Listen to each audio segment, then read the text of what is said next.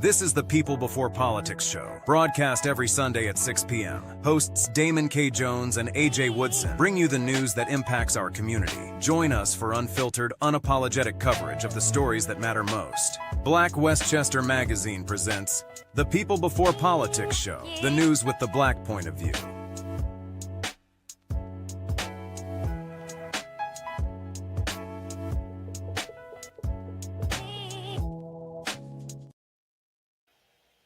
Peace and blessings, everybody.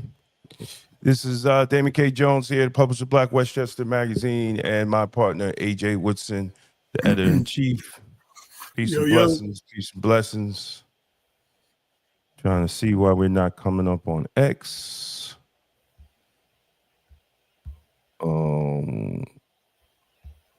Everybody that's watching on YouTube, Instagram, LinkedIn, Facebook, and hopefully X, if I figure out what is the problem here.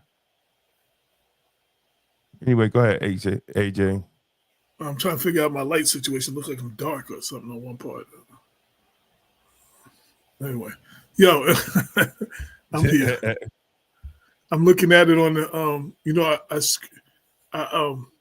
I watched the show on my big screen TV so I can see what the people see on YouTube. Right. Yeah. So now, first of all, I just want to give a shout out to my man Ralph McDaniels, Uncle Ralph from Video Music Box. He invited me. He's connected to Queens Public Library. He invited me Thursday to do an author talk on my book. We got our own thing, a look at hip hop from the 914. It was well received. It was really good, Damon, because it was the first one outside of Westchester, where the audience. I mean, I had one or two people come from Mount Vernon. Somebody actually came from Tuckahoe. But, it was like mostly now New York City people and some of my Long Island people came through. So it was good speaking to an audience. It broadened my audience a little bit. So it went good. So I wanted to give them a shout out for having me come through. And it's also good, starting to get honorariums for coming through now. Like the first couple of years, we just come through, sell your books. That's what you get. The last three, I got a little honorarium, felt a little good. Like I'm moving up a little bit. That's what it's all about. Yes. That's was definitely, what it's all about. And then shout out to Yonkers Riverfront Library. They had me February for the women's book. For the hip hop book, and they had me come back in March for the women's book. And both of those, those was good too. So shout out to them because I had never done the Yonkers Riverfront Library before. So. Oh well, yeah. It looked like it was a good. It looked like it was a good event from the pictures I see. Yes. Good evening, Cheryl. A shout out to my brother, Dr. Bob. His aunt was close. She was a very big supporter of Black Westchester. She passed, and they had like a little memorial service. I rode through with Cheryl. Cheryl was Di's real good friend. They were good friends, so it was good. It was short and sweet. Wasn't one of those 4-hour things where everybody came up and they got the mic and everybody had memories or nothing like that. It wasn't one of those. It was short. Then we went to the water where they scattered the ashes over in the Hudson at the waterfront park, and then they had a repast. Shout out to Off the Hook that catered the repast. But I just want to give her a shout out because she always went through the paper, Damon. She was a big supporter of Black Westchester. She was a big advocate from back in the days. So she was always schooling me on the black struggle back in the days and compliment what we was doing. So, I definitely want to give her a shout out. And shout out to Bob and his whole family, in their time of mourning. Yeah, a little bit. Didn't come through loud. Came through a little. I don't know how much louder. Yeah, I don't know what the people are hearing. I'm hearing it's like it's not clear. It's like coming through, like broke up a little bit. But yeah, I don't know. I don't know what Yeah. happened. I gotta check that out. But anyway, yeah, man, we lost a lot of great people. My man Higgsy from Ferris Avenue. He was a correction officer, and he was involved in the basketball tournaments on Ferris, historic basketball tournaments, and he passed away. He had a young man. He was 47 years old. He had a heart attack after he left work. And you know, big shout out. He's going to be missed. His funeral is coming up, and also a White Plains legend, activist Carol Claxton. Okay. She passed away. My man Ronnie Claxton's wife, and I got to reach out to him and find out when that service is. So White Plains is losing. White Plains is losing two great people, man. And also, we're sending blessings to my man Pharrell. His daughter committed suicide. Oh man. And we're sending our prayers out to him and his family. You know, and like I said, we really have to, you know, look at, you know, our mental health and our wellness. You know, we really got to be up on that, man, because, you know, we're losing our children too young. We're losing our adults too young, and we really need to pay attention, man. We really need to pay attention. You know, I get it, the hustle and bustle of life, and everybody got bills to pay. You know, but we really got to focus on loving ourselves and focus. Shout out to Floyd Myers. Yes, big shout out to Floyd. Hey, brother, I haven't seen you in a minute. Hope all is well with you and your family. I still got your book. You still got to holler at me to get your book. Yes. So, you know, we're yo, man, we at the point where we really got to turn inside as individually and as a people. No doubt. Now, busy is good, man, as long as you maintain your health and wellness and eating right and praying and meditating, you know, and taking time for yourself.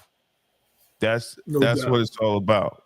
You know, I didn't realize till I retired how I ran myself down, you know, to the point, you know, your body starts your body starts showing symptoms, man. Like the average, yes, sir. Take advice all the time. Thanks. Yes.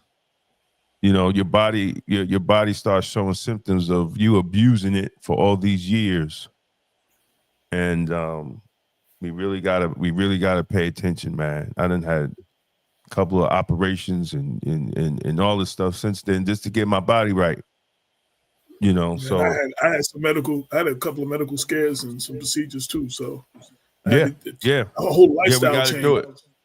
Right. And when that happens, you have to try, man. Ain't nobody's perfect, but you gotta put forth the effort.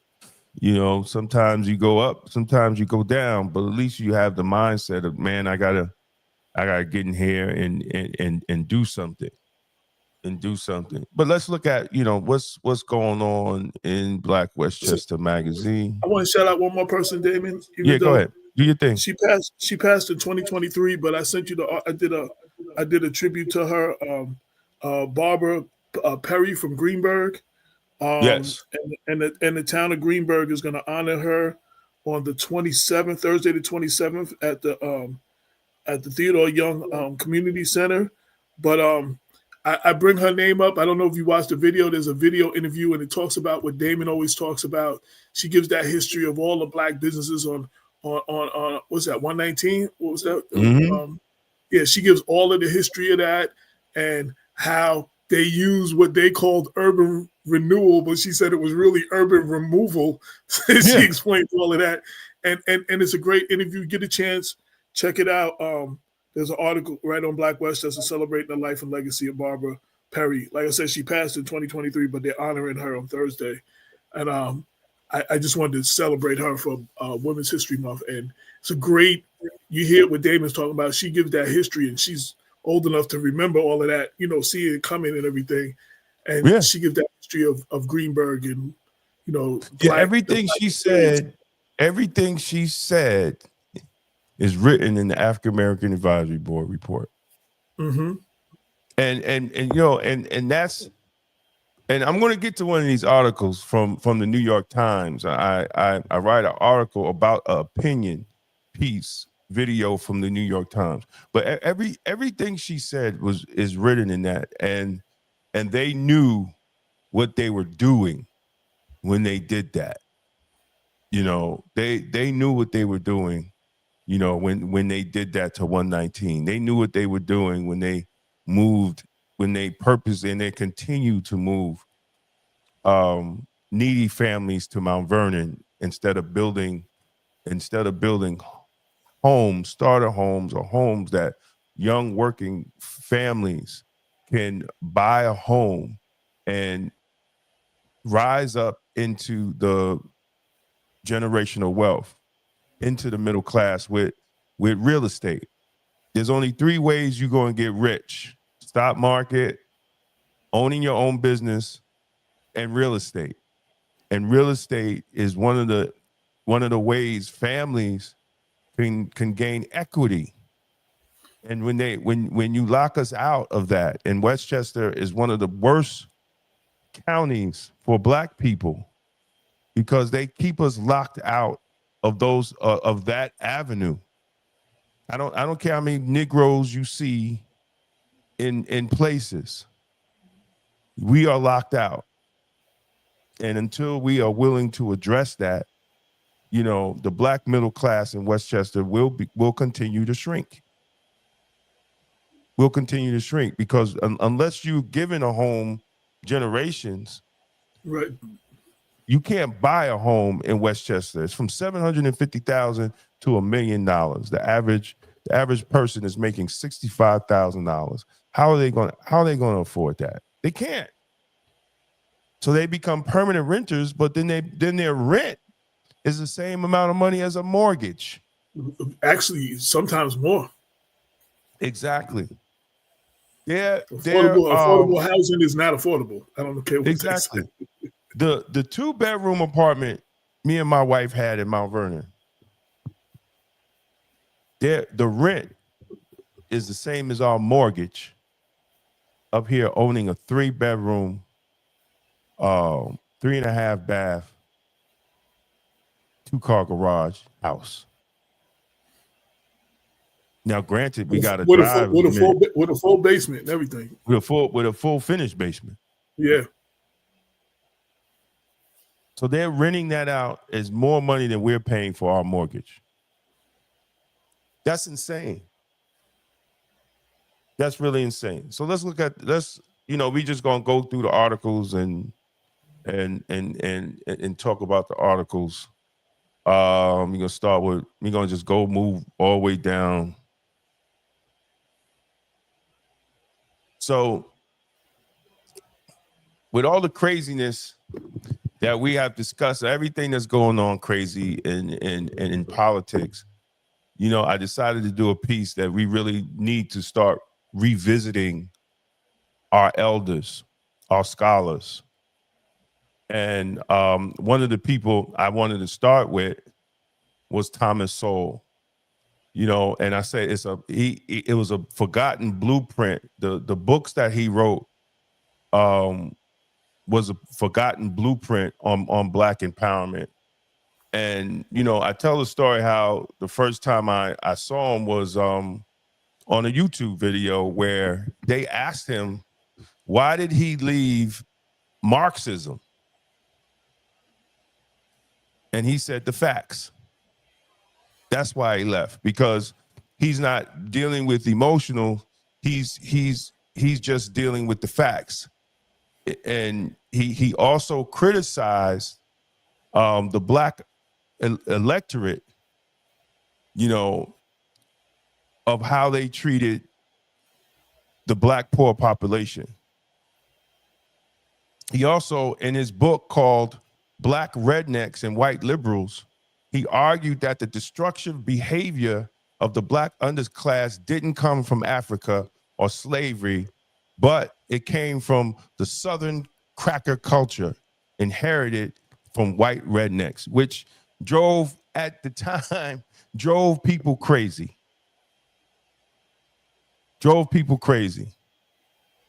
And he also talked about the greatest damage to black people was the welfare state. It wasn't just economic, it was a psychological damage that replaced the black father rewarding broken homes and trained generations to believe survival came from the state, not doing for self. You know, in a time when government assistance is preached as justice, his words hit harder than ever, that the welfare state is not really about welfare of the masses. It's about the egos of the elite. Dependency was never the goal in the civil rights movement.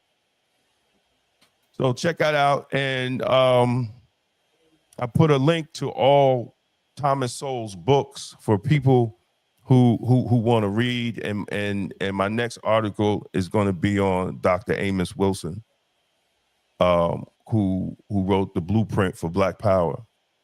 And then I'm going to move on to Dr. Claude Anderson. You know, we have to start revisiting our elders and the wisdom that our elders was trying to teach us over the years. Thomas Sowell is still alive, and he's still doing interviews. Dr. Amos Wilson has passed away, and Dr. Claude Anderson is still alive. So y'all can check that article out. And then we have an editorial of our sister Tasha Young. Yes. Great editorial she wrote today. Yeah, great. Whiteness is a Powerful Drug by Tasha Young. And she goes and talks about, you know, politics. And, you know, she says it isn't about being evil, it's about you participating knowingly or unknowingly in the structure that is the structure built for you, the structure that persists because even progressive white people can't or unwilling see it. And basically, you know, sister is basically on the same writing, basically on the same as Thomas Sowell, but he preached more independent from the system, and self sovereignty. But we can't be in a party. Basically, we can't be in any political party if we're not sitting at the table of a position of power. It's just not going to work. Martin Luther King, in his book, he talked about the white liberal. Malcolm X talked about the white liberal. And we are witnessing it in this democratic dilemma, this political dilemma that we live in right now. AJ, you want to go into this? The Black history you went to? Yeah. You know, we always say Black history is 365. So I've been trying to, we celebrate Black history in February. So I'm trying to go through, as we go through the year, either this day in Black history. This article was this week, and there's a bunch of stuff that happened this week in Black history.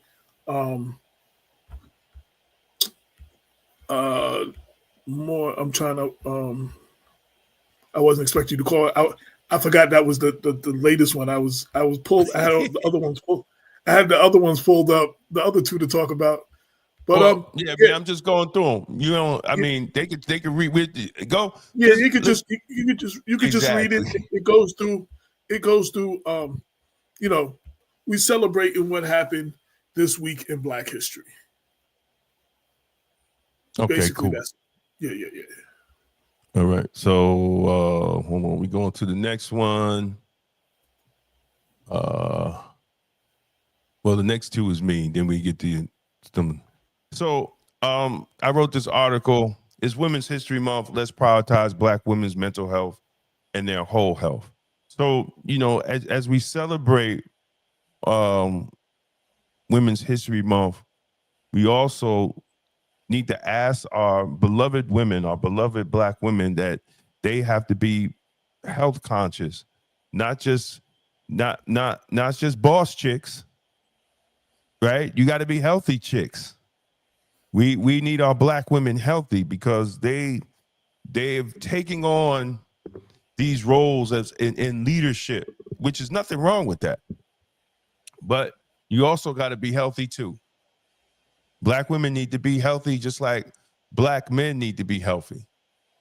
And there's certain screenings that I recommend here: mental health assessments, blood pressure and cholesterol checks, A1C testing for diabetes, mammograms, pap smears, APV tests for cervical cancer, thyroid function, vitamin D level checks, which is very important.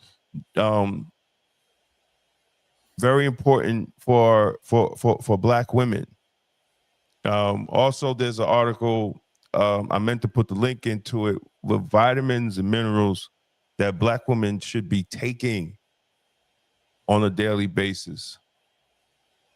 Make sure your health is priority, sisters, by scheduling annual checkups and mental health appointments. Explore therapy support groups or wellness circles. Use culturally affirming directories such as Therapy for Black Girls or Inclusive Therapists to find providers. Create space for rest, stillness, and reflection. Can't be just busy all the time, sisters. Slow your ass down. Slow down. I get it.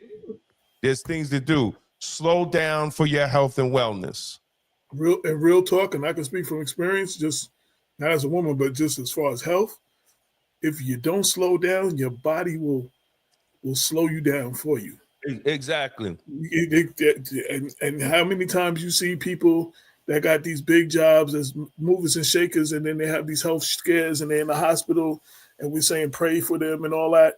That's your body slowing you down. That's God slowing you down sometimes. And I want to say one thing as far as the mental health.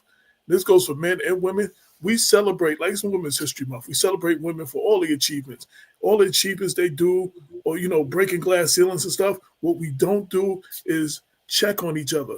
How you doing, my sister? You know what I'm saying? We don't check on each other. How you doing, my brother? We don't check on each other. You know what I'm saying? So you could be cool with somebody, you running with them, they going through stuff mentally and stuff you don't even know. Right. But you call out your boy, or you call out your girl, and your wife, whoever, and we don't check on each other. You know what I'm saying? And that leads to the thing when you were talking about the children and the mental health. The adults have to be healthy first to be able to create a healthy situation for the children. So, we need to check on each other. That's why I just want to say that. Absolutely. It's okay to be like, Absolutely. yo, you okay, my sister? You okay, my brother? It's okay to check on you. Absolutely. Absolutely. Let me see. Next article. Where we at? So I put the video in here because basically I wrote about this editorial, which was important because the recent article I wrote about how Black families were basically locked out of real estate. One of the simplest and one of the best avenues, to the middle class, and avenues to generating generational wealth by owning a home and just starting a family and having a house. That's part of that used to be in America, a pathway to the middle class. Once you get there and you buy a home, that was that should always be the goal, because, you know, real estate always increases, and then you can pass it on. So this YouTube editorial, it calls liberal hypocrisy is fueling Americans' equality, and here's how. It's a New York Times opinion team delivers pointed critique of Democratic leadership in America in the most progressive states. Despite holding full political power in 18 states, Democrats often fall short in turning their platform into policy, especially on the issues of housing, taxation, and education. And the opinion piece goes into the whole issue. And I think it's very good for us to look at, because in this whole political landscape, and reevaluating what is the Black agenda, and what does the Black agenda mean to Black people. And I think that, you know, check it out. It's an opinion piece. It's from the New York Times, and I think people need to watch it, because it makes very important points, you know, on our condition. You know, I'm not worried about anybody else. I'm talking about the condition of Black folks. AJ, this one is yours. Faith, activism, legacy. Shout out to our sister Dawn C. Wright. She's always checking in. She gave us a shout out just now. Yeah, I wanted to explore. Yeah, I wanted to explore. We talked about this. You know, we talk about fighting for freedom and fighting for social justice and stuff, and we talk about where we are right now. But you have to have faith. You can't have the fight without faith. And I explore the whole legacy of the strength of the African American community, and the intersection of faith and activism. And I go through and give a bunch of points and examples, and, you know, give some history. And I really go into the Black church and the Black church role from back in the days to the civil rights era to now. And while there are some churches that are active, we lack the support we had before, like back in the civil rights days. You know, I know there's a lot of churches that they continue to. There's some churches that continue to be at the forefront of social justice movements, advocating for issues like criminal justice, reform, economic power, and voting rights. But if we're going to have, but the churches must be involved if we're going to have any expectation of success today. And I explore the whole, you know, the whole intersection between faith and activism in our struggle throughout our history. And it's a great piece. I dissect that whole thing. And I hope everybody reads it. Please give your feedback. Yeah, that's it. You can read. I'm not going to read the whole thing. Just it's a must read.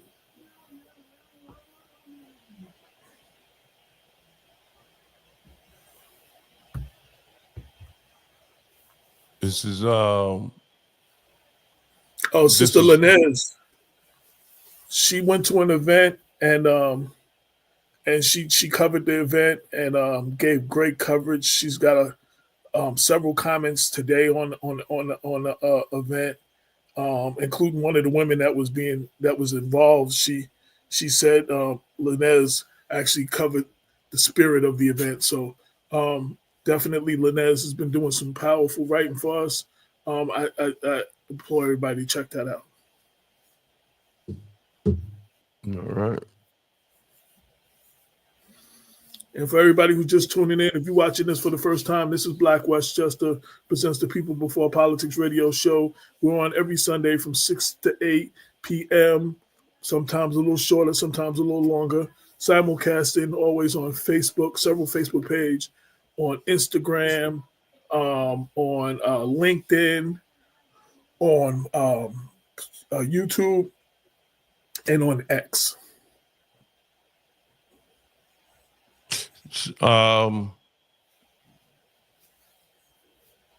So Robert F. Kennedy delivers his first address as Health and Human Services Secretary. And what does it mean to Black America? And so I put the video in there for people can see. He talked about how the medication, the chronic disease crisis is bankrupting the country. And he called out what he would describe the over-reliance on pharmaceutical interventions that often fail to address the root cause. Our only solution seems to be more and more pharmaceutical interventions, he said, adding that the health outcomes in the United States continue to decline despite massive spending. Chronic disease, he noted, now account for nearly 90% of the nation's healthcare. And when you're talking about chronic disease and you're talking about Black people, you're talking about us basically at the top of the list. And one thing was very interesting that he noted that beyond the science, and Kennedy touched on what he sees as a deeper crisis, is a spiritual crisis affecting the American people. He drew the connection between the nation's declining physical health and the rising levels of anxiety, alienation, and hopelessness among young people. He said spiritual and physical needs feeds on one another, he said, urging the department to help guide a national renewal of purpose, engagement, and self-knowledge. Y'all can check out the speech on Black Westchester magazine. I've always said that your diet is connected to your spirituality. I have a book coming out called God is in Your Vegetables.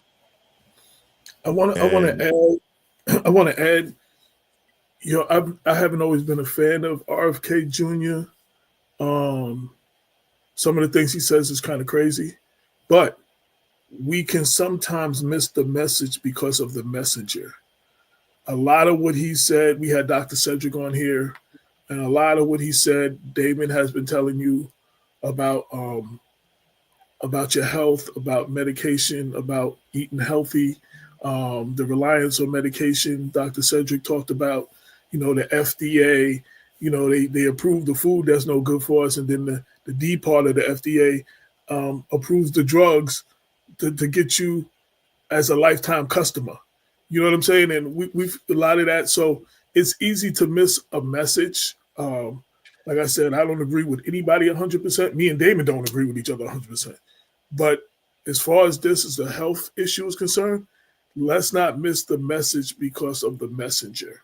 A lot of times we miss messages because of the messenger. And that's all I want to say about that. And that's a general comment. So.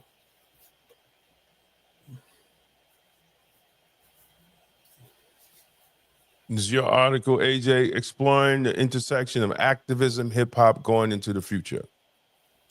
You know, so I mentioned I did the book signing on Thursday, and you know, people always ask you what you think about hip hop now, and you know the difference from back in the days, and you know, a lot of times when we go through what are trying times for the Black community, hip hop since the beginning has always been the voice. Like Reaganomics was supposed to be one of the worst things for our community, but Reaganomics gave birth to like the Public Enemies, the KRS-Ones, you know, all of those groups that spoke up and all of that. And there's always been an intersection of activism in hip hop. And through the times, and this is before even Trump got in, so this is not a Trump conversation, but and where we are as Black people, I don't see enough hip hop artists, you know, moving in that tradition. We do have some, don't get me wrong, they're out there and you got to find them and we got to celebrate them and we got to share them, you know, so we hear their we hear the messages and we got to support them when they do the messages because, you know, the gangster stuff, all that stuff, the lewd sexual stuff, all that is what sells. That's what's getting promoted, you know. But there's some artists out there that are actually doing the damn thing, and carrying that tradition. And when we find those artists, we need to celebrate them. So I just break down. I just explore the intersection of activism and hip hop, and what that looks like going into the future. And I said we do have some artists out there, and we have to support them. And to quote Kendrick Lamar, whose song was the theme song for the Black Lives Matter movement after George Floyd. We're gonna be all right, but we got to do it though, and it's a great read, and everybody should check that out. Yep.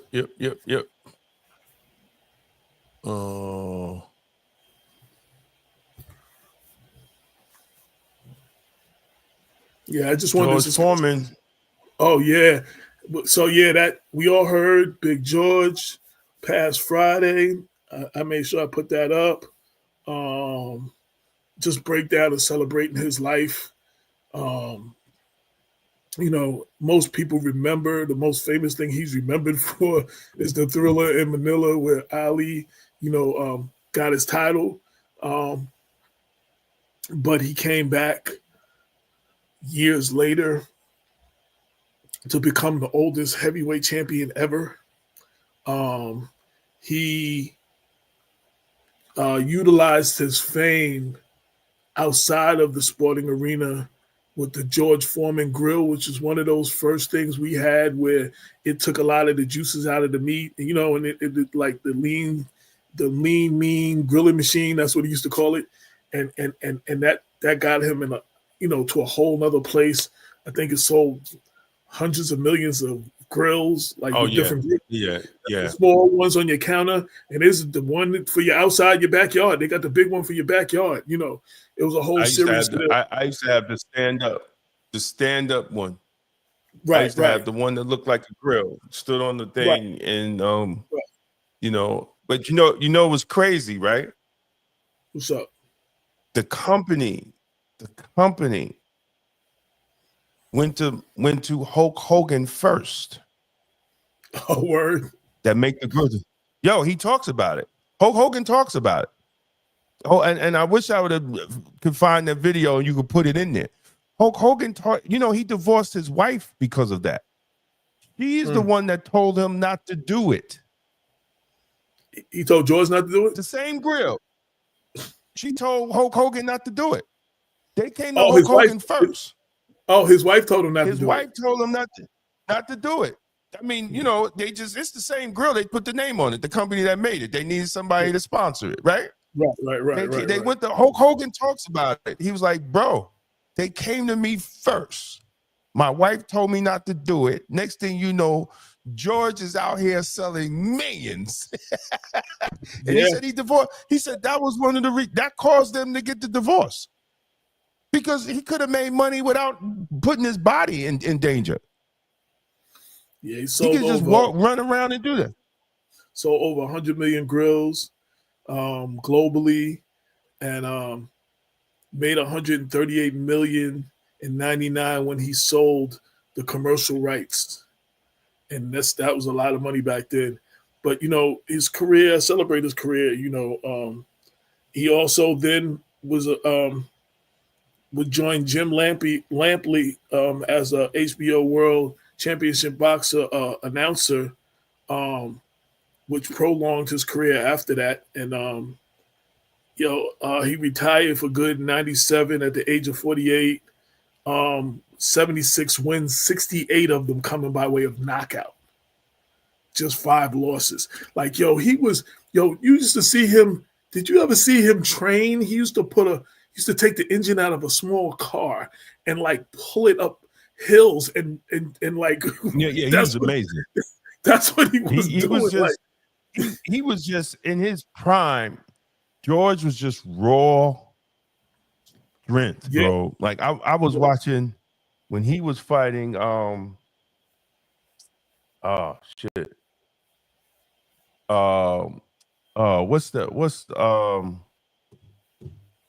Frazier? Oh man, the dude used to fight Muhammad. Yes. And he had Joe Frazier in the corner, and he was hitting him and lifting Joe Frazier up off of his feet with every hit. And then Ali, that was before the Thriller in Manila because Ali was was talking about it. Ali was supposed to fight. He got Frazier to agree to give him a championship. This is after Ali was able to come back to boxing because he lost the right to box. He couldn't get licensed nowhere, right. So he needed a name. So he went to Philly. He got Frazier to agree, but he had the Foreman fight first, and then Foreman killed Frazier, and it was like, so he had to like now try to get a fight with George. Like, it was already set up. He's gonna fight George, and then he's gonna fight Ali for the championship. Ali's at home. So that's what it was, because you can see the documentaries. Yeah, because Ali was talking about the fight. Yeah, he's like, he's like, he's like, yo, Joe, get up. But he was talking about how hard. Oh yeah. George Foreman was hitting Joe Frazier. He said, "Did you see how hard he hit him?" Woo! And while he was talking, they was playing the fight. He was like, "He hit him with the left." Boom! I was like, "Yo, that was amazing. His strength was amazing." And whatever prayers Ali did to do that fight, the Thriller in Manila. And then George Foreman retired after that. He just left boxing alone. Oh yeah, because he had the. They used to call it the ghost of Ali. He was chasing that for like Ali. He was the champ. Ali took his championship, and it was just like Ali became this greatest fighter, and he was chasing this ghost until he came back and became champion again. He had the ghost of Ali, taking the belt like in his head all those years. He matter of fact, not only did he leave, he became a preacher. He stopped boxing. Exactly. He found God. That's right. He found God, right. That's right. After the Ali fight. So yeah, it celebrates, George, another legend we lost. Again, this is two things. One, we're losing a lot of legends. It shows you need to take care of yourself. But I was also talking to somebody else, like for people in your family, we need to start documenting, and this is a little off the topic, or everybody, and shout to Joyce Cole and Austin, the historian from Austin, and she explained, like, every family, you got older people in your house, in your family, that got like all this historical stuff for your family in the attic or somewhere, and you got to get with them now while they're alive and digitize this stuff and document and preserve your history. And me and Damon talked about it.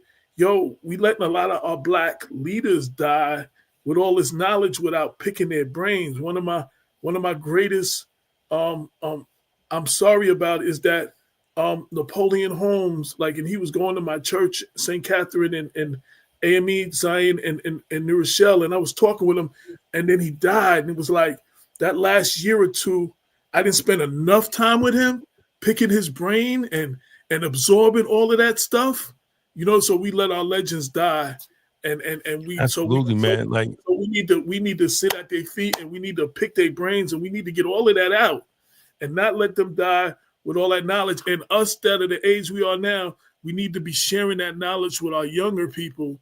You know what I'm saying? So it don't die with us too. And I know that was off the topic, but I just made it go there. Yeah. No, but you're right. I used to say that all the time about Roger Abel, man. Like, he had so much knowledge about the history of Blacks in law enforcement. He wrote his first book. It was called Black Shield, the history of black law enforcement in NYPD, and he gives a lot of these stories, man, and which is great. And he was working on, when he died, Black Shields 2, because he wanted to talk about the second generation of Black law enforcement activists, myself, Charles Billups, and all that. And I used to talk to Roger and tell him, I used to say, man, I got to come down. Well, that's when digital was really getting started, And I was like, dude, I got to come down there with my little video camera, set you up, and just let you talk. And he said, yeah, man, we got to do it. We got to do it. We got to do it. And then he passed away, So and it was all that history. Yeah, tomorrow's not promised. All that history gone. We got to stop putting things man. No, he's the one that showed me. Mm-hmm. Huh?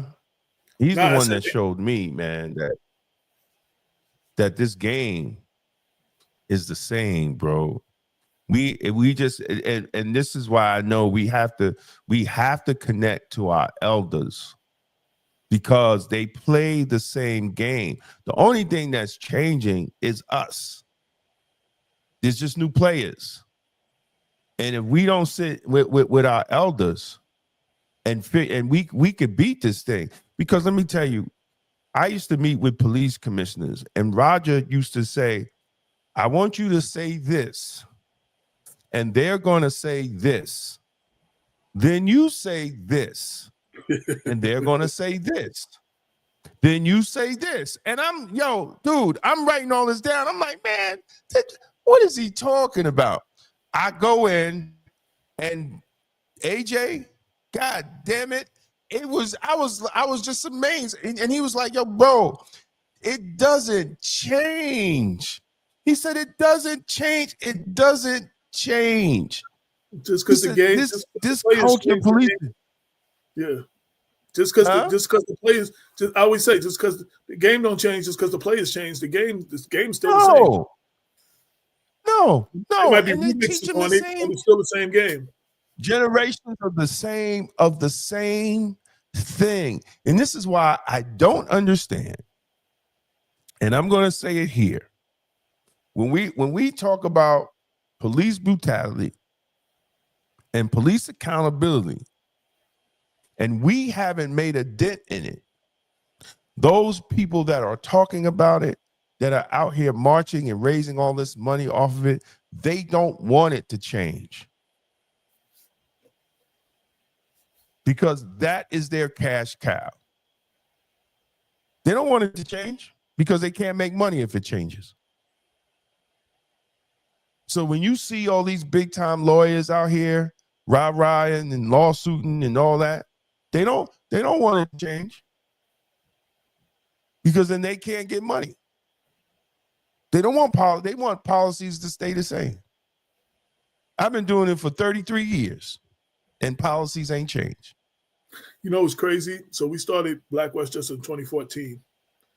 And I've spoke recently at a couple of things. And I basically just regurgitated all the things you said on the show in the beginning of the show in 2014 to 2015. And they still apply. So I know that you're saying what you're saying about back then. But the same thing, like, very few things have changed in these last 10 years. You know, there's been more situations. There's more camera phones. There's more, a couple of cops did get arrested, but the system is still the same. And I'm still addressing things that you were talking about 10 years ago. I'm addressing them now as the criminal justice chair of the NAACP. I'm having these same conversations now. It's a shame. And that's why I get tired. That's why I get tired of talking, man. Like I get tired of talking because it's the same thing. I've been repeating myself for the last 20 some odd years. And that goes to show, like the two pieces I did, you have to look. We can't get stuck on history, like just celebrating the civil rights, like we just celebrate Martin Luther King and Malcolm X. We can't get stuck there. But we have to understand what the struggle and the fight was before we go forward. We have to understand, like, you know what I'm saying? We have to know our history. You got young people in law enforcement now don't know the stuff that you know and the people that came before you know, and they still dealing with the same thing because we're not dealing with the history. We don't deal with the history of things. We don't, like I said, pick the knowledge of our leaders, our elders. We don't do that. So we keep fighting the same fight. So the fight that your people's fighting, you was fighting, and then the young people, these new people, they're fighting the same fight. They're asking for the same stuff. They're doing it differently. They got different ways of doing it. Exactly. But this is why I'm featuring like Thomas Sowell and Dr. Claude Anderson and Dr. Amos Wilson, because we haven't learned, and we're not learning. It's like cats is start, like I watch a lot of these cats, these social media cats, right? And it's just like, yo, what are you basing your statement off of? What knowledge? And I literally had one person that I made a comment, and I ain't even gonna call him out because I'm not a hater. But he says, "Oh, we don't need to listen to them." Then what? Then what? What are you? You're young. Then I'm like, dude, you're younger than me. So what are you basing your knowledge off of? You just out here getting likes and getting a lot of views. And for the young people, you sound intelligent. You sound intelligent. But what are you basing your knowledge off of if you're going to dismiss a Dr. Claude Anderson? You're going to dismiss a Amos Wilson? What are you doing? See, because it doesn't make any sense. If we claim Martin Luther King Jr. in one breath, but we hang out with the people he told us not to in our actions, we're fucking hypocrites. If we claim Malcolm X and we hang out with the people and we friends and we take money with the people that he said are going to betray us, what are we doing? What are we doing? Listen to the people. Harriet Tubman said she would have had to shoot because they were a threat to what she was doing. No, but exactly, and that's what bugs me out. That's what bugs me out. Right? That's what bugs me out. And we know, and you know, most of these pastors, if Martin Luther King Jr. was alive, they wouldn't allow him in their church. Just like they didn't do when he was alive. When he came to New York, these churches wouldn't allow him in the church to preach because he was labeled what? A troublemaker. Now that he's dead, everybody want to claim him. But when he was alive, you know, what's that song? A lot of the pastors, you know, until somebody kills you? What? No, what's the something you don't know me now that I'm due, you all on me. What's that? What's that hip hop song? Something you don't know me now that I'm something, you all on me. you know what I'm saying? It's like it's ridiculous. It's ridiculous. And I want to tell you, right? When Minister Farrakhan died, in 10 years, he's going to be the greatest thing since sliced bread. But while he's alive and the powers that be don't like him, we're not going to like him. It's his own. And it's a shame.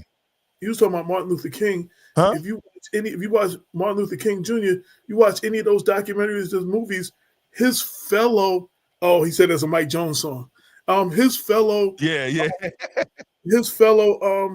pastors, the older pastors, didn't want him to. They were like, "Oh, you bringing trouble to us. You messing it up for the rest of us. And they had a problem with a lot of the things he was saying. You know what I'm saying? So so he didn't really have the support like that from, you know, I mean, the Bible tells you like a prophet is never going to be accepted in his hometown. Like, you know what I'm saying? Amongst your own people. So that's what it is. You know, Black Westchester, we got more acceptance outside of the city we lived in. And sometimes outside of our own people than we did with the people that we were supposed to be trying to help and fight for and speak for and educate. I mean, and that's just the way it is. Then when we're not around no more, they're going to be talking about, how great we were. All these people that had nothing good to say, we wasn't going to be around, talked about us like whatever, question our credibility. And then all of a sudden, it's going to be a different story when we're not around no more. No, because they're not going to have it. And then they're going to wonder why it's not here anymore. You know, they're going to wonder why it's not here. And it is what it is. No. It's, anyway. So President Trump this week announced that the dismantling, which he really can't, it has to go through Congress. But anyway, is executive order dismantling the Department of Justice. And what does it mean for Black people? I'm going to keep it simple. I'm going to keep it simple what it means for Black people. Pay attention to your Board of Education. Go to your Board of Education meetings. Participate. Know who your superintendent is. Know your child's curriculum. If you're a parent, get involved in parent teachers in the PTAs. Be involved. That's what it means. Black people is going to have to take responsibility because everything's going back to the states. So your senator and your assemblyman, you need to come out and vote for them and figure out who they are. Take responsibility. And the most important, stop at your child's school. Right. Let me tell you something. When Daz was going to school in Mount Vernon, I used to pop up on the school. Every teacher had my cell phone number. Call me direct when he act up. I popped in on the principal so many times, and he asked me. He never seen a parent do this. I mean, dude, I used to just come through if I had to come through Mount Vernon, I used to just stop at the school and go see the principal. I'm just checking to see if you had to see my son this week. And he was shocked. And he asked me, Mr. Jones, like, why do you, I said, because I'm concerned on my son. He says, we don't get parents to do that. That's what he told me. Especially men, especially Black men. They don't see Black men doing that. Right. And Black men, y'all gotta step up.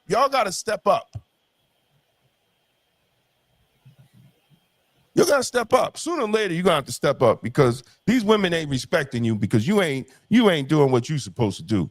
So you can't, sometimes I can't blame these sisters with their attitudes towards Black men. Because they need to get involved. Stop being a grown-ass man playing dice on the corner. We have to have some type of responsibility. Pharaoh is letting us go. He's letting us go. And we don't have 40 years to wander in the wilderness for y'all Negroes to die off. We don't have it.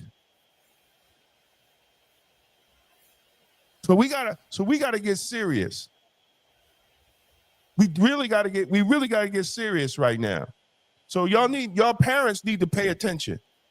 If your kid is going to a public school and you need to go up there and you need to demand because not everybody's child is not going to go to college. So they need some goddamn training.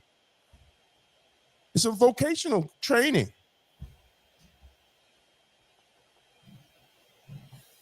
We spend $150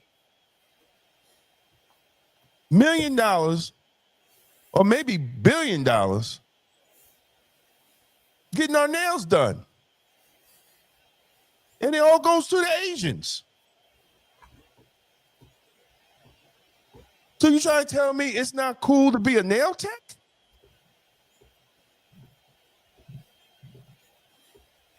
And we spending all that money, so we're not. I remember they used to have those classes for young girls. You could be a hairdresser or a nail tech and all that stuff. Why are we not doing that for our young people? Why are we not doing it? How many Black nail shops are there in Mount Vernon compared to everybody else?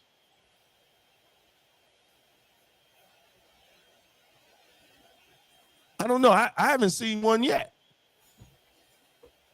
Why are we not getting into these businesses? No, there's one. I'm sorry. There's one.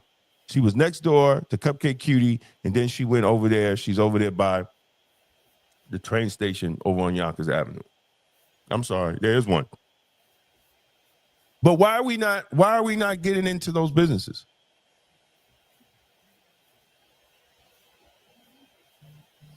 See, I mean, we have to rethink how we educating our children, especially now. Especially now, we have to take control of our educational systems where we can. It shouldn't be a high school in a black community in the United States school system that doesn't have a trade school. We have to start looking to the future. We got to take responsibility. Farrell has let us go. He can let us go on all other type of stuff now too.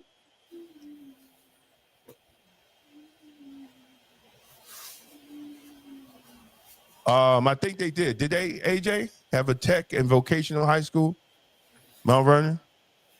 I don't remember. I don't know if it was a tech and vocation, but I know they used to have programs. They used to teach vocational stuff. Yeah, it's the medical billing and all that stuff. Like we gotta go back to that. Medical billing, you could make good money off of medical billing. I'm getting ready to have a girl on Money Monday come on, and she started a whole medical billing company. Like these are avenues young black people can make money, but we're not talking about it. I know a brother who was nice with the lyrics and always wanted to be a rapper, but never really got a rap deal. But dude was nice with the Clippers, and he would go on tour with these rappers as their barber, and he was making really good money. Like eventually he would get himself on the show. He would get himself on the show. You know what I'm saying? Get a little bit off, perform a little bit, but it was because he was nice with the Clippers, and all the rappers here got to be all together while they go out on their show. They got to pay his money, pay his expenses, all that stuff. He would go on the road with them. He was eating, took care of his kids, raised his kids, everything off that. Just that. Right. Well, yeah. I mean, everybody's not going to do that. Everybody's not going to make it as the barber like that. But I'm just saying. Right. Yeah, but I'm saying we have to take control now. Right. We got to take control of our educational system. We have to make sure that our school board trustees and our superintendent is thinking for our children for the future and preparing them, whether they're going to go off to college or whether they're just going to come back in the community and be productive. We have to train them. It's our job as adults to train our children. What does the Bible say? What the Bible say? Train the child on the way it needs to go. That's our responsibility. That's our responsibility. I wrote an editorial. They say the youth is out of control, but it's us failing them, or Absolutely. Is it failing us? Yeah. So, but you talked about the school. You talked about the school board. I just want to stop right there. A lot of people don't realize there is a school board election coming up in like 2 months. Your school board trustees are the ones who appoint the superintendent. You need to be involved. You complain about the school and the education and stuff. You don't go to these school board meetings. You don't participate. You know how many signatures a candidate for school board need, Damon? 100. Yeah, I know. That's it. I'm saying, like, that's all they need. Like, it's 100. Like, we're not, and they don't have to get. They win by a couple hundred votes. They don't have to get thousands and thousands of votes to win, because nobody goes and participates in these elections. But they all complain about school taxes and the way the school education is and the condition of the school. What are you doing about it? Well, listen, they don't have any choice now because it's going to be left up to the state. It's going to be left under the state how the money is going to be distributed from the federal government. It's going to be left under the state. So and that's your state elected officials. Exactly. That need your vote. That needs your vote. Yeah. It's just not the school board. It's just state elected officials that you put in office to make sure they go up there and fight to make sure you get that money. Yeah, he's right. Edison Tech, I remember. Edison Tech combined with A.B. Davis School in Mount Vernon. Yeah. And yeah, that's 1964, brother, man.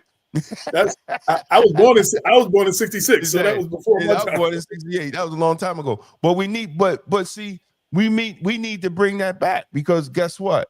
Yeah, A.B. Probably Davis was the high school. My mother graduated in 64. That was the high school, A.B. Davis. Probably those people that graduated from that school went off and got a job or started their own business. You understand what I'm saying? Because if you look at the 60s, especially in Westchester, you know, they could have left and went off and worked for what? General Motors. Yeah, my dad, right out of high school. My grandfather, my mother's father, worked there for years. And when my dad started dating my mom and the whole nine, they both out of high school or whatever. My grandfather got my dad a job. He ended up doing 33 years at General Motors. I lived off General Motors benefits and all that and all that. Like that took care of us. My parents was able to get a house in Long Island, the whole nine. Like, well, I mean, General Motors was a good job. No, it was a good job, but they allow factories to leave America. Right. See, this is the NAFTA deal, right? North American Trade Agreement. This is the NAFTA deal. And this is and this is what things that, you know, some people just don't want to fight for because they don't want to change the process that started. A lot of things are failing us, whether you want to agree or you want to disagree. But without factories, we black people don't have a great means to get to the middle class. Other than going to college, but we know not everybody's going to college. Not everybody's going to college. So we have to figure out what is the other way for black folks to get to the middle class in America. Because we're not pooling our resources, we're not keeping our money within our community. We're not building businesses in our community. Everybody else builds a business in our community. We're the mammary gland for other ethnic groups in our community. They come in and feed their own communities off of black communities. Well, we haven't had, you said NAFTA. We haven't had NAFTA for a while. Trump created something after that when he was in office. He got rid of NAFTA in his first. He made another deal with. He didn't get rid of it because it's still now he's fighting against it with the tariffs, right? Because that's the Mexico and that's Mexico and Canada, the North American Trade Agreement. So right. That's Mexico and Canada. Yeah, and he negotiated that last deal. That's what I'm saying. That he's not like it. Yeah, and he's doing whatever he's doing. You know, so and you got to figure it out because if we don't have factories, black folks ain't got no middle class. So you already said no middle class. The middle class from Westchester was General Motors and Westchester Corrections. That led to a lot of the middle class in Westchester. Exactly. And both jobs at the time, you didn't need a college degree or nothing to get in. You still don't need no college degree to be a correction officer. Yeah. You just need a GED. Yeah, that's what I said. Some people was getting in those jobs with GEDs, man. It was like, and making a good living to support their family. And this is why I don't understand why you can't get these little Negroes and niggettes to take the test. Only thing you need is a GED to pass a test and make over $100,000 in 6 years. So you know, here's the thing. So they want that fast money, right? Then the fast money lead to jail. Then they get out of jail. Then they trying to hear what you saying now about trying to take the test and getting those kind of jobs. But they don't see that. It's too late. Yeah, it's too late. Right. But I'm saying they don't hear you before that, and that's what's get lost in translation. You know what I'm saying? Like, you know, once you ruin it and you know you don't qualify no more, then that's when you start getting serious about it. And exactly. And on the other note, I don't think enough is being like when you were talking. And you were talking about corrections and stuff. Some young people were like, they never heard a person like you talk like that about it before. You understand what I'm saying? Like, you know, they don't. There's not a lot of people like you. There's like they don't hear. I mean, you made it sound like you was like, yo, I got this off of that. I got this off of that. I got this. You explain. You broke it down to a way that they could articulate it. And it's like, yo, I could be living like that. Off that job. That job can get me that. You know what I'm saying? Right. That's not being expressed to them. They like Biggie said, either you selling crack rock or you got a wicked jump shot. They like that. They think that's their only solution. You know what I'm saying? Like, I went to Westchester Business School. It's Westchester something.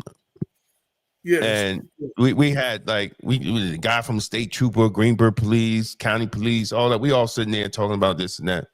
And I'm sitting there, man. These guys are talking about honor and all this other stuff. I sat there and said, yo, I'm making money, right? I said, I was straight up with these kids. I was just like, y'all see that truck out there? They was like, yeah, I got that working this. I said, you see these red bottom shoes I got? They were like, yeah, that's what I got.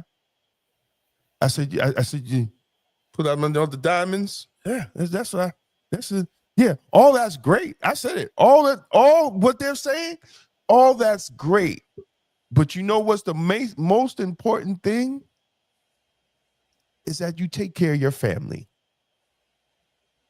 You have health benefits. And after you do 20, 25 years, you retire and you get a check every month. You don't have to do shit. Or do a lot less than you would have without the check. You don't have to know. You ain't got to do shit. I could lay in the bed, fart for 30 days, and I still get my check on the 31st. Deposit it. I could stay in bed all day and not do a goddamn thing. And my check is deposited on the 31st. My job is to stay alive. That's my job now, is to stay alive, not to die. But that's what you could do. And then you could take that money, you could invest it, you could travel, you could do a lot of things. But it's not being explained like that. That's what, like you just said, they were talking all this other stuff that don't resonate. And I've heard young people say they never heard nobody talk like you talk. Like, you know what I'm saying? And it's like, right, because as Black law enforcement, we still go in there with that law enforcement mindset when we talk to young people. And that's the problem. That's the problem. Because kids want to see you right, man. I don't show up in no uniform. I show up with the red bottoms and the jewelry and everything. This is what you could do. Or something. Yeah. Exactly. This how you could take care of your family. You ain't got to be out there doing craziness. You could take care of your family. See, that's the problem. Have a family. They need people like you doing recruiting. They need people like you. The kids need to see more people like, because there's some like you. They need to see more of those. That's what they need to see. The ones who are going, it's not resonating with them. And they plus, you know, the lack of respect for law enforcement because of, you know, how we treated and all that too. That don't hurt. That don't help. But they don't hear from people like you. And if you're not, you got to meet these kids. You got to reach these kids where they are. They care about money. They care about making money. You know what I'm saying? They care. They might not care about the benefits right now, but they will care about it. You know what I'm saying? No. And let me tell you, they might not care about a pension. They might not care or respect the pension right this minute, but they will care about it. You know what I'm saying? I had an operation on my foot. Mm-hmm. I had an operation on my foot last week and ain't see a bill. Ain't see a bill. Not one bill. I went to the doctor 3 times after the operation, paid $20. Like, what are we doing? Why are we not teaching our children? See, a lot of it is they're listening to their dumbass adults. You don't want to be no cop. You don't want to be no correction officer. Why not? I'm gonna be making more money than you, Mom. Matter of fact, I'm gonna be taking care of you.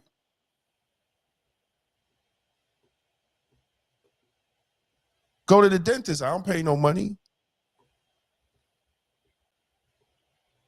Ain't see a bill, bro. Nothing. Nothing. Went in there, got cut up, got the went to sleep, knocked me out, which I woke up, which I was kind of bugging because I was like, why am I up? And they still in my toe. But I ain't feel anything. But I opened my eyes. I was like, wait a minute. And I'm looking at the guy, he's looking at me, he's smiling. I'm like, yo, dude, like, why am I up? He was like, nah, it's that kind of sedative. You know, I'm like, word? And they just, and I couldn't see him, but I know they were all looking and, you know, and I feel my foot moving, but I don't feel nothing. You know, and I'm like, why are y'all still in my toe? And they laughing because I'm talking to them. Like, I'm like, yo, y'all ain't finished yet. But ain't pay a dime. Ain't pay a dime. Yo, we gotta. This is what we don't hear. I'm just telling you, we don't hear. Yo, when I was in school and them cops come, they wasn't talking like that. Back then, they weren't talking about all that law and order bullshit. They didn't say nothing that made me say, "Oh, word, exactly. That's what I want to be." You know what I'm saying? They didn't say anything to make me desire to be. You know, I was one of them young kids, little knuckleheads and stuff like you got now, and there was nothing that made me want to be a cop or anything to do with law enforcement or even a firefighter or none of that stuff or none of that. Nothing they said made me want to be that. There was nothing crazy. Appealing. Nothing appealing to what they said. I'm telling you, if you're a parent today and you got a child and he's not sure what he's going to do or he's just not doing anything, tell him to go take some of these tests. If you got a little common sense, tell him to go take some of these tests. You don't need a college degree. Corrections, you only need a GED. And on good years, you could be making over $200,000 a year, straight music. And if you go up the ladder to become a sergeant and captain, you're gonna be making a lot of money, and then you're gonna have a nice pension. Stop discouraging parents. Stop discouraging young people from taking these tests. Hey, yo, this is the way they could get into the middle class. And because of your ignorance, the parents' ignorance, telling children not to take these tests. Yo, you know, if you paid attention to the news, you had cops in Mount Vernon making more in overtime than they made in their yearly salary. Their yearly salary was this, and they made more than that in overtime. Exactly. So they're like, you know what I'm saying? So it's like, yo, when you seen their numbers, it was like, yo, what the hell? I mean, no, listen, man, you got some police departments in Westchester where fire departments. Fire departments too. Fire departments, you could have a felony and be a fireman. Hello. You could have a felony. You got to be able to physically be able to pass those tests. Exactly. And you can have a felony and be a fireman in New York State. See, white boys keep that as a secret. Because if you see throughout Westchester, most of the fire departments throughout Westchester, other than Mount Vernon, you got a few black firemen, a sprinkle in Yonkers, but you got the most in Mount Vernon. But if you look at White Plains, Greenburgh, they all little sprinkles of black folks. But most of them are white officers, white firemen. But they know you could have a felony and have that job. But they ain't telling nobody. See, we gotta start looking at these jobs because there's no other jobs really out here that you could have a GED and make over $100,000 a year. Just to show up to work. And then when you add in overtime, you're making close to 200,000.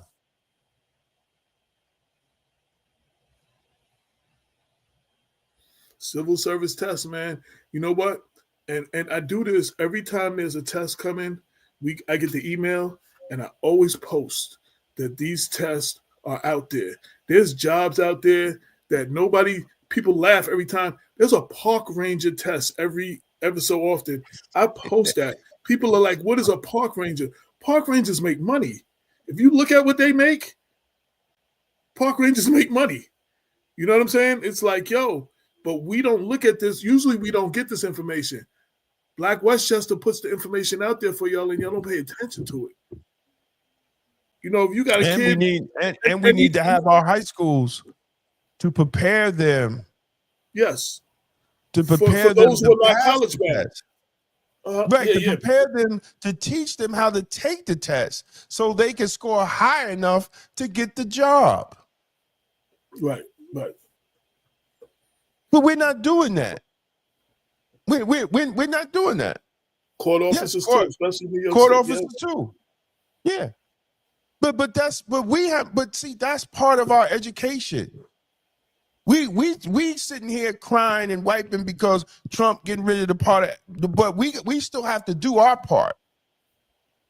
If we do our part, we don't even have to worry about that. If we are involved in our school system and making sure our school is preparing our young people, whether it's a trade or whether it's civil service, you know, or whether it's a trade or some type of tech, we need to be prepared. We need to be preparing them.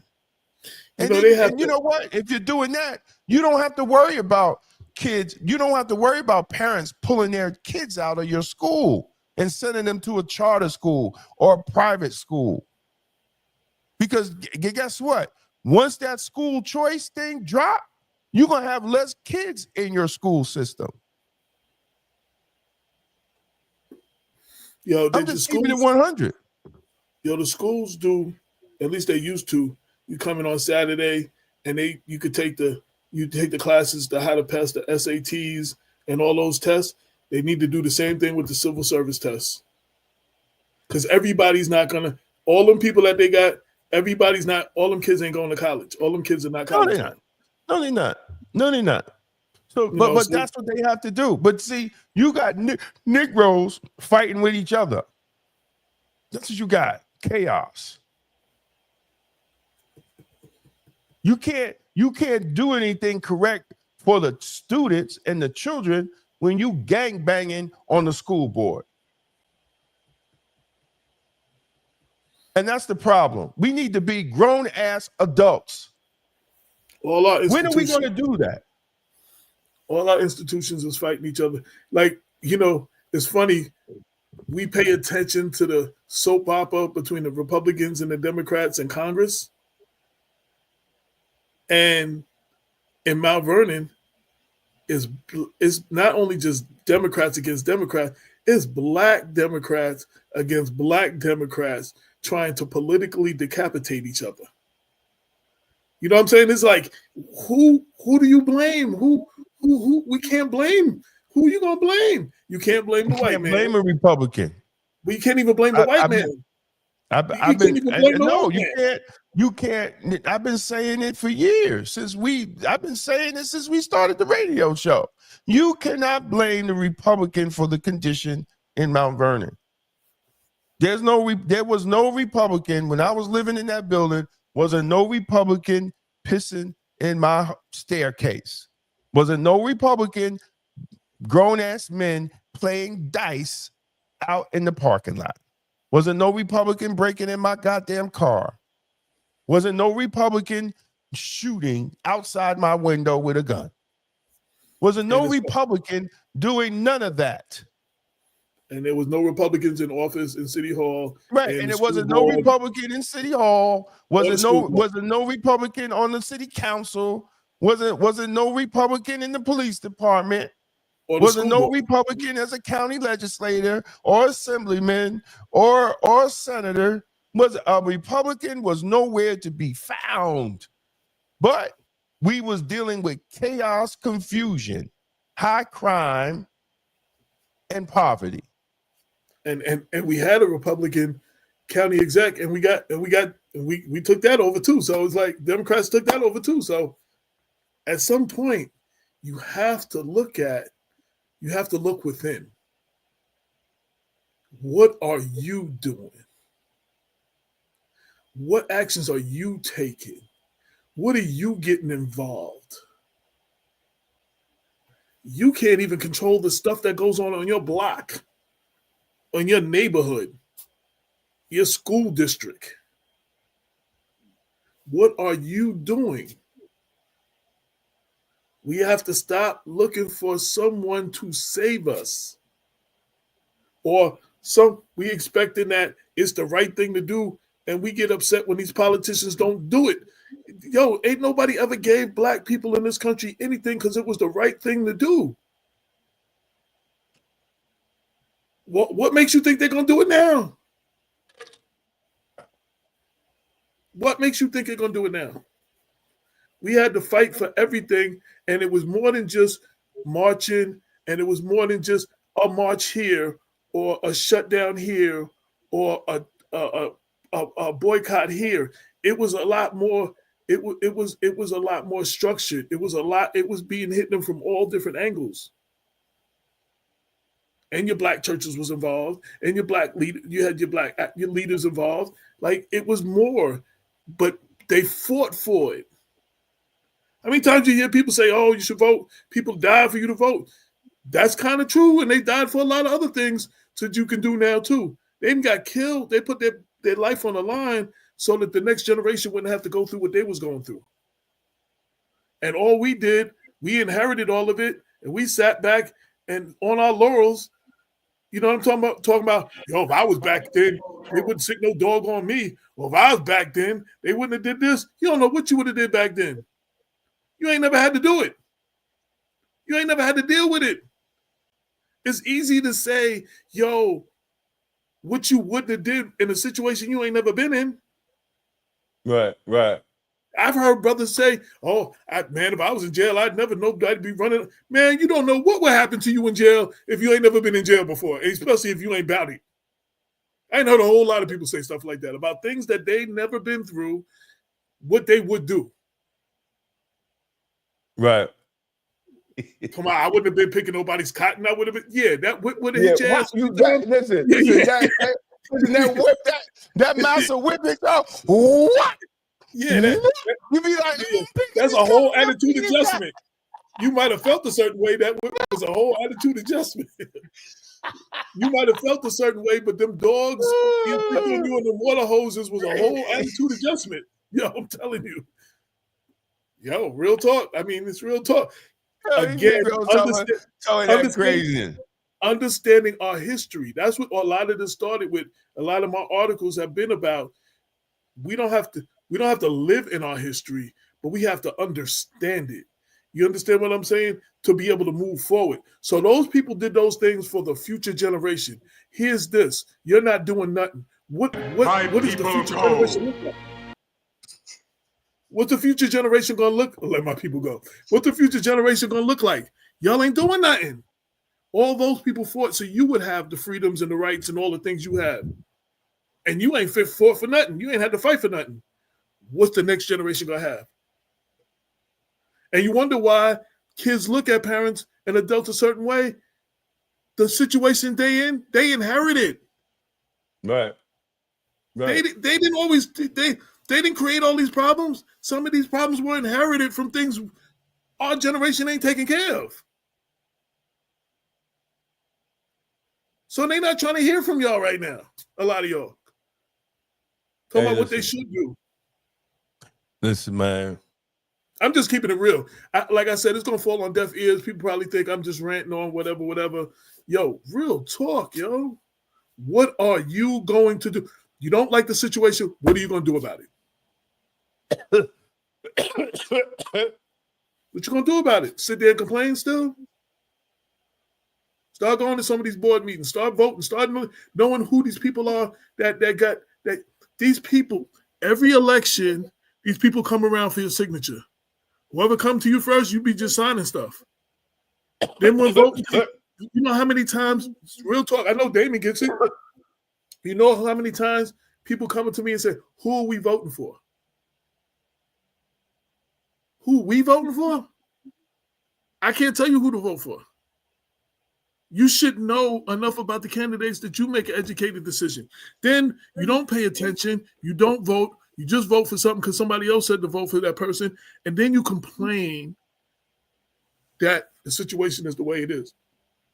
And you complain about the elected official that's in office right now. Right. What did you do? You could, and listen, every vote counts because there's a couple of elections where one of the council people only got in by 5 votes or 6 votes. Judge Armstrong only won by, when all the votes was counted in, I think he only won by less than 30 votes. He was only 1 or 2 votes up on election day. Every vote does really count. Right. Jay Wallace lost, I think Caitlin beat him by 5 votes. 5 votes. It came down to 5 votes. 3. No, it ended up at 3. 3 votes. So it was 3, bro. I personally know 100 or so people that didn't vote in that election in Mount Vernon. No exaggeration.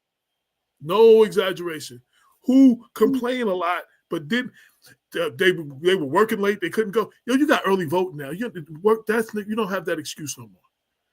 You could be working all day. You got early voting on the weekends. You could vote on the weekends if you can't get there during the day. You work during the day, and you got stuff to do. Saturday and Sunday for the 2 weeks before the election, you can vote now. There's no excuse for you not to vote. Like it wasn't people who vote. They would just say, yeah. I didn't get to it. Oh, I ended up working late that day. Oh, I had to pick my kid up and I couldn't get over. There's no excuse. Real talk, there's no excuse. Wow.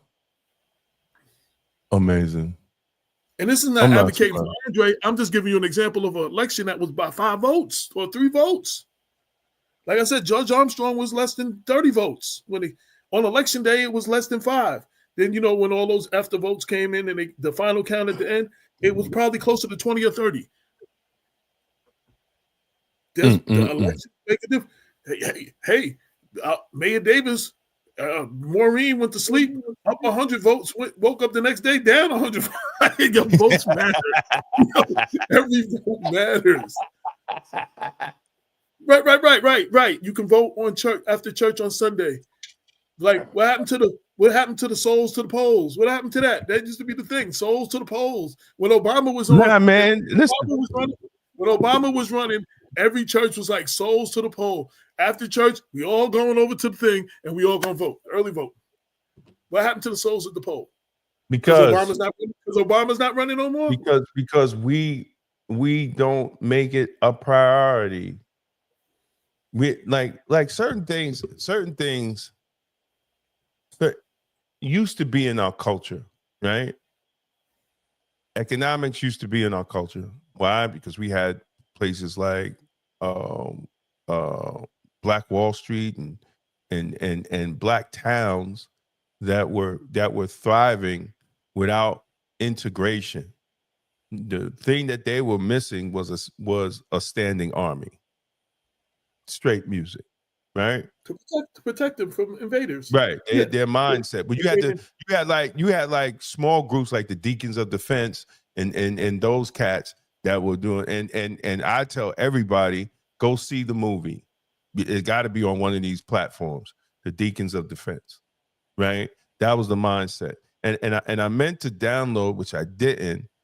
There was an incident in a town close to Cincinnati where the Ku Klux Klan and these far right dudes marched through the city, and the black community complained about it because they marched through the black community. The black community complained about it, and basically the police really couldn't do anything because they had the right, First Amendment right to march, right?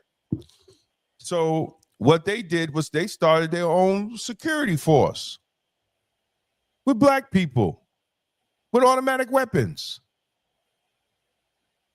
with bulletproof vests and army fatigue out there watching their elderly and their children. That's what we're supposed to do. That's what we're supposed to do. When like we have to start thinking, as a community. We have to start doing that. And I'm trying to find it so I can share. So I can share it. It was on like CBS. It's Stars, and I'm sending you the link right now to the trailer. I just text you the YouTube link to the trailer. And it says at the bottom of the Stars, so on the movie poster. So you got it? To your 312. Hold on. Oh yeah.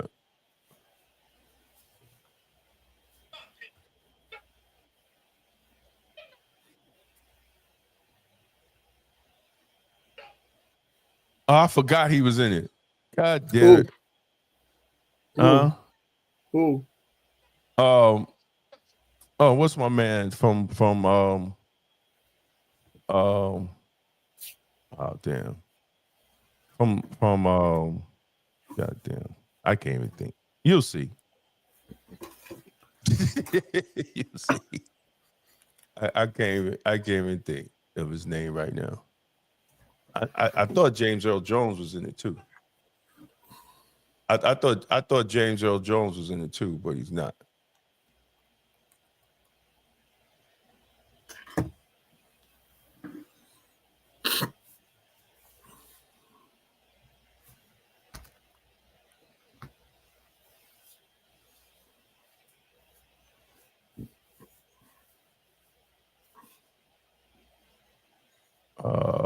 Where we at? If you just tuned in for the first time, and this is the first time watching, and you like what you see, you are watching Black Westchester presents the People Before Politics radio show.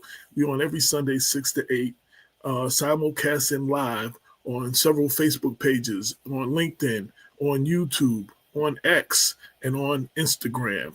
Tell a friend to tell a friend. If you're seeing this for the first time, you like what you see, share this with others. And you can go to blackwestchester.com and see all the previous shows. So, watch some of the older shows and interviews. Right. So y'all need to watch this movie. This is the. What else about this? When they say no color, they don't mean no grown folk. They mean men. I done told you no. You know what no means? No. Damn, you were nearly killed today. It's over with. It's over. Black folks have been killed by the class in slavery, and you won't do nothing. Shut your mouth, I swear. Yeah, that's how I can. No, he hit me, Daddy. Your daughter. Get mad at the white man, not me. No, it is a lot you don't understand. Stop it. No, you won't listen.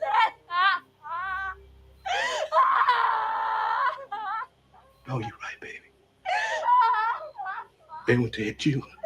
I had to think twice about stopping them. You're right, baby. What does that make me? That's like the. So they just went and Okay, they just went and huh? Now I said that was the trailer that they showed, but that's the trailer. That was the weak part, man. They ain't show when they went and got busy. So basically the story is on Stars. It is on Stars. Yeah, it's on Stars from what I saw.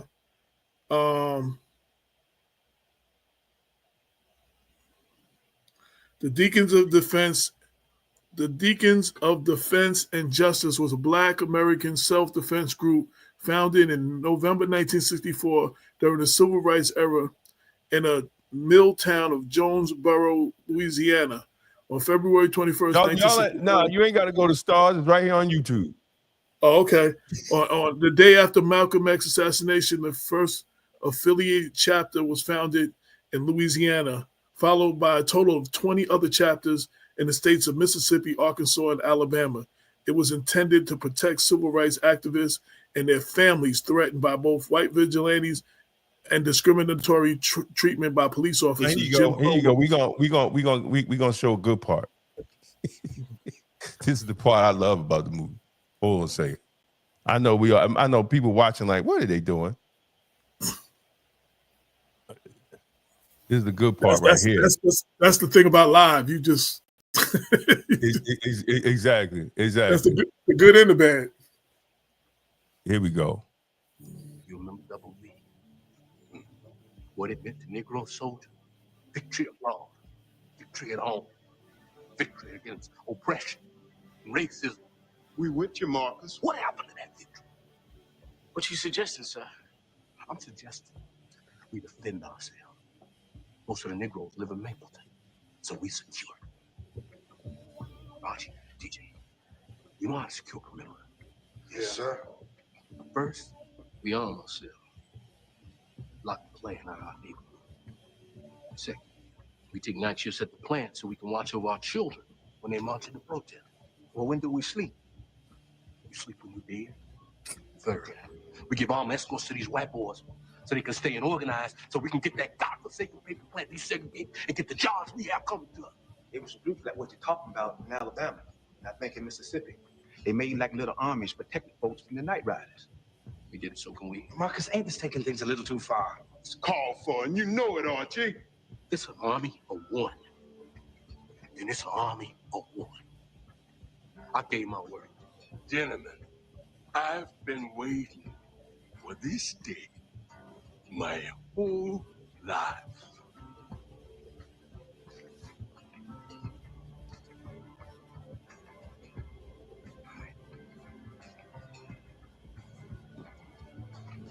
Archie.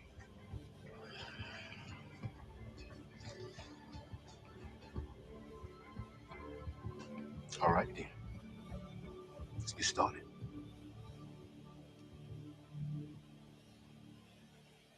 Hey, you know how late it is? You know something, Daddy?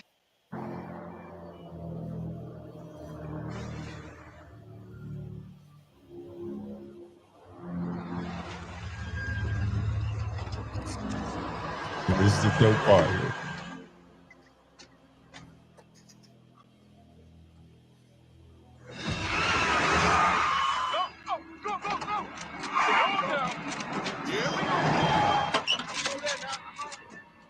Get back in the damn car. Don't even turn around. You're out of your mind, Marcus. Shut your mouth. That sheet ain't gonna hide what a fat piece of shit you are, kiddo. Give it in. Take their guns. You tell your grand wizard, Poobah Dragon, whatever the fuck he calls himself, come down this area again, you gonna get a walk. You boys should get the hell out of here. Shut up! I'll beat your ass right now. We ain't like y'all. Get the hell on out of here. Just drive yourselves on out of here.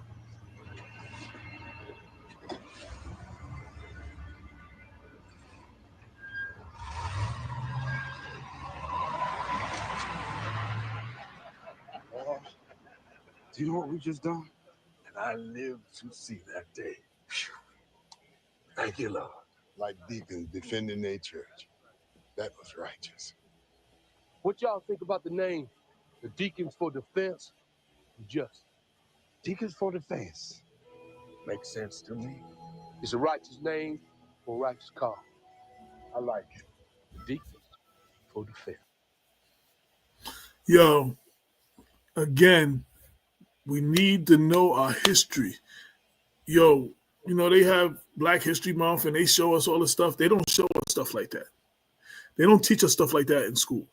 You know what I'm saying? The people that's in power are never going to give you the knowledge to do, to take them out, that you don't need them no more. You know what I'm saying? We gotta educate ourselves. The clip is on YouTube. Damon just showed you. The name is the Deacons for Defense. Everybody, that's homework. Everybody need to go watch that and go bring it to other people and show them too. That's what we need in our communities. We had here's what it looked like in present day. Here's what it looked like in present day. And this is what we need to start doing in our community, straight music. Aren't police officers or soldiers. We're business owners, we're fathers, we're sons, daughters. These are civilians, members of the Lincoln Heights Safety and Watch Program. It's a duty. Okay, let's go. The duty, protecting their neighborhood, the majority Black village of Lincoln Heights, Ohio. After neo-Nazis held a rally here last month, carrying rifles, waving swastikas, and hurling racial slurs, just moments before children were let out of school. At the time, law enforcement officials said the neo-Nazis did not break any laws, but an investigation by county prosecutors is ongoing. Weeks later, the KKK came with these flyers. First African-American community above the Mason-Dixon line of establishment. Safety and Watch Group spokesperson Durrance Daniels says the police did not do enough, which was more chilling because the town was founded in the 1920s as a safe haven for Black residents. Lincoln Heights is our home. If somebody broke into your home, you call the police, and the police says, you know, if they do it again, we haven't broken any law, so we're just going to allow them to break into your home again. What would you do? So you feel like the police department and the sheriff have allowed or been silent in the face of this threat? They've been more than silent. I don't know what else to call that. Like that can't happen nowhere else. What is so intimidating about a Black man with a gun saying that I'm not going to allow a terrorist to harm my family? Are you worried at all that having a potentially armed response could just create more friction, create more danger? I'll answer that by saying I've never felt safer as a Black man in my community than I have right now. The mayor of Evendale, which oversees the police force that responded that day, said in a statement to NBC News, "Our emphasis on de-escalation and public safety resulted in the incident's resolution without injuries to any of the persons involved." But residents here say they can't afford to wait. Every day, the Safety and Watch Group escorts children to school and patrols the streets. Why do you all wear masks? Those Nazis, we have reports of them finding our backgrounds, so we're not hiding ourselves from the residents, but we're protecting our family from what we're doing out here. While many locals do support the security group, some, like business owner Eric Ruffin, say they wish the group wasn't needed. We don't want to become what we hate. You know, we don't want to become a group of people that walk around feeling like we have a reason in America to have to protect ourselves. And this community, stand up, is not backing down. Thanks for watching. Stay updated. Let me tell you, that is how Black people are supposed to respond when their community is in danger. Many Black communities throughout New York need to take note. Because see, if you got a problem with police brutality and you got a problem with how you got a problem with how your community is being policed, then this is what you're supposed to do. This is what Ron Hampton has been talking about for the last 30 years since I've known him. That this is what we're supposed to do, Black people. The Jews do it. The Amish do it. The Italians do it. You can't go in. The Italians do it. The Asians do it. You can't commit no crime in Chinatown without seeing whatever. But even more important than that, not just from the outside, but from the knuckleheads in your neighborhood. Yo, you got to go. You got to get off this corner. You ain't gonna do this, putting our kids in danger. You gonna get off this corner, or we gonna move you off. And they get rid of those elements in the neighborhood so the kids can safely walk to the store and everything. Exactly. They don't. By the time the police come, it's taken care of already. Exactly. This is how you're supposed to take care of your community. This should be in a blueprint. Matter of fact, I'm coming out of I'm just finished a book. I'm going to add this in the All right. I'm going to add this in the chapter. That this is part of having a sovereignty-minded politics is actually taking care of your community like this. And let me get first two things. Dr. Bob always talk about organization, and you always talk about the Black agenda. Those things also have to occur. It just can't just be all with. There's an agenda. This is what we're going to tolerate in this community. This is what we ain't going to tolerate. This is the way things are going to be done. And that's the agenda for that community. And it has to be organization. You know what I'm saying? And all of that. So, because sometimes we just see the one part of it and it'd be like, all right, everybody get the guns. But without the organization and without some kind of black agenda, without some agenda for your neighborhood, you know what I'm saying? You just got a bunch of niggas walking around with guns. I'm sorry. Like, you know what I'm saying? There's some organization and there's some training involved. They need to train each other. Like, you know what I'm saying? You ain't just there's some fools I know I ain't giving no gun to without no training. So, so we need to do all those things too. Like, I don't want people to just see, I don't want people, because, there's some people that's going to see that and just going to think, yeah, we need to have guns. No, there's more than just having guns. No. And I want to make that clear. These people are well organized. Yeah. And you can tell they're well organized. They escort their children. They make sure their community is safe. That's part of their agenda. That's part of an agenda. That's an agenda. Exactly. And they're keeping their community safe. And that's probably one of the most safest Black communities in the nation right now. And we have to start thinking like that. We have to start thinking like that. They ain't stressing the police department. There's a group like that down south. The press referred to them as a black militia, but they used to do the same thing down south, and they wasn't having, you wasn't coming through there with no BS. You wasn't coming through that town.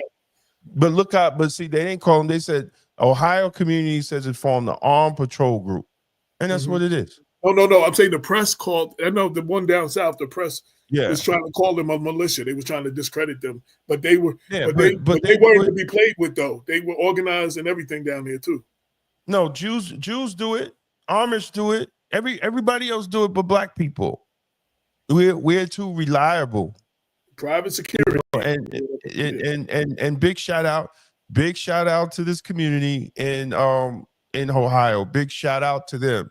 And people need to really take note. Absolutely. Yep. Yeah. I know there's a lot of Black gun clubs. But because we live in blue states, they don't like us having guns like that. I just had to throw that in because it is what it is. It is what listen. What you see, and you see evidence. There are a bunch of white groups. They don't care about they are armed, they are prepared, and they're ready for war. And they not talking about all that other stuff that y'all talking about. They ready. And if it come down to whatever it come down to, they are ready. They stockpiling whatever they stockpiling. They up the woods training and shooting practice and all that, and they ready. Let me tell you. And this is just from January 6th or 9th or whatever. Whatever that date was. January 6th. It's not going to be us. I keep telling people, it ain't going to be us. Y'all talking revolution and all that. It ain't going to be Black folks. January 9th proved that. It ain't going to be Black folks. January 6th. It ain't going to be. People don't know how organized it was. You couldn't carry guns in D.C., but right across the river, they had all their guns. When all they had to do was make a call, them guns was coming. They was all ready. So they wasn't, them people that you seen, a lot of them wasn't armed, but they had them within, all they had to do was make a call, and all them guns was coming. Like they was ready. They were ready for a whole nother level. It just didn't get to that. No, it ain't going to be Black folks. I keep telling people, it's not going to be Black people. They're not worried about us. They're not worried about us. Because we too busy killing each other with the guns we got. Exactly. We ain't doing this, right? We ain't having patrolling our streets. We ain't taking our guns and patrolling our streets. We're taking our guns and robbing and shooting each other. Terrorizing our community. Exactly. You got, for the first time, old people are scared of the young people. Where that part of the game is that, like, old people used to be they were revered. You know what I'm saying? Like when they said something, it was the law. Like, yo, now old people scared to come out the house now. They scared of the young people. It's amazing because because the young people don't respect the old people because we haven't given them anything to respect for. Well, they don't respect themselves. They don't respect. No, bro. Bro, how are you going to have respect and you come outside and looking at your community and the condition that it's in? And then you go and then you go to another community and see how clean it is. How are you going to have respect? How are you going to have respect? And it's not in your power to do none of that. You're a child. You're a kid. You're 18. You're 19 years old. You grew up in this, and then you go to another town and you see how clean it is. And you're looking at all your leaders that are telling you don't do this and don't do that, and they're not doing nothing to make your town like that. That's what I said. They're not hearing the adults. They're not hearing that message no more. Every generation gets a little more, I don't give a fuck-ish. Every generation gets more and more and more. Y'all don't have to worry about my generation. Them other generations coming, they not gonna be that turn your other cheek. They're not gonna be all of that from the 60s. They're not gonna be all of that. You know what I'm saying? So it's like, yo, the situation gets worse, the next generation gets worse. They have a lot less they don't care. They just don't care. Yeah, no, they don't. And we gotta make them dangerous. And they're an army without a leader. Someone else said that. Farrakhan said that before too. They are literally an army without a leader and without a plan. Mm-hmm. That's why when you get groups like the Nation of Islam coming through, and you get certain other groups, they start grabbing those guys and they start giving them a plan and a mission and something to live for. Makes them very dangerous. Right. Well, cleaning up their body with no more drugs and no more alcohol, and cleaning up their body and cleaning their mind. That's what they don't want. That's what they don't want. Well, hey, listen. We got to get it together, black people, and it is 8:00. So there's a bunch of new stories on Black Westchester. We told you some of them. Go to blackwestchester.com. It's a whole lot of new content. We check the content regularly. Yo, read the stories, share the stories, like the stories, leave us comments on the stories. That's all. blackwestchester.com, the news with the black point of view since 2014. And this is our show, People Before Politics, giving you that real talk for the community. Until next week, peace. Well, tomorrow we got Elevation Nation. You done shut it up. We got Elevation Nation at 6 p.m. tomorrow. And then at 8 p.m., we got Money Mondays. I got AI Eric coming on. We're talking about how learning AI can change black businesses and culture. Then we got Balling with the Budget on Tuesday at 8 p.m. Then you got Wellness Wednesdays, Wednesday at 8 p.m. We got Motivational Thursdays, again at 8 p.m. And at 8 a.m., I'm here with the morning tea, when we just have discussions while I'm having my morning tea. And as always, I'm gonna have to revise my spiritual mind and get myself a day. Yeah, absolutely. You know, as always, we got to stay in Black Power. And I wanted to end it before we end the show with the late, great Adam Clayton Powell. I went to St. Louis, Missouri the other day. They had Black Panthers from all over the country. No one knew about it at all. They had machine guns, recoilless rifles, grease guns, Lugers, 25 of them, all armed. And the chief of police met me at the airport when I arrived, and they were there, right there at the steps. He said, "You were violating the law." "Yeah, we're violating the law." He said, "We're tired of our white and black leaders, Jackie and Martin and Bobby, being killed. We're going to protect this man while he's here." And they didn't arrest one of them. Because they said if you arrest one, then someone's going to die, because we are ready to kill. Black power means black dignity. Just as surely as you're proud to be white, we're proud to be black. Black is beautiful, baby. It's pretty. I always say to my brothers, I say, baby, don't worry about the white chicks. We got everything from chalk to charcoal in our own race. You know, see? Black is beautiful. Black is beautiful. Black power means dignity. It means we're going to walk side by side with you or through you. We're going to be with dignity and integrity. We don't want any more than you have, and we're not going to accept any less than you have. That's black power. And on that note, peace and blessings, and have a blacktastic day. Peace out. We out of here.